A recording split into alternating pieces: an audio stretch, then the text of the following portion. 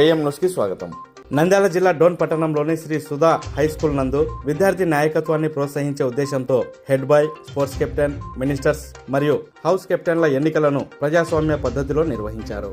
ఈ ఎన్నికల కార్యక్రమంలో పాఠశాల కరెస్పాండెంట్ వేణుగోపాల్, చైర్మన్ సుదర్శన్, డైరెక్టర్లు Sudhakar, Suryanarayana, principal Mary Charles, vice principal Parimala, ఉపాధ్యాయులు, వ్యాయామ ఉపాధ్యాయులు మరియు విద్యార్థులు పాల్గొన్నారు.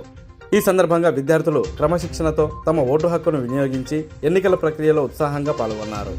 ఈ సందర్భంగా కరెస్పాండెంట్ వేణుగోపాల్ మాట్లాడుతూ విద్యార్థులలో నాయకత్వ లక్షణాలు, బాధ్యతాయుతమైన పౌరస్పృహ మరియు ప్రజాస్వామ్య విలువలను పెంపొందించడమే ఈ ఎన్నికల ప్రధాన ఉద్దేశమని అన్నారు.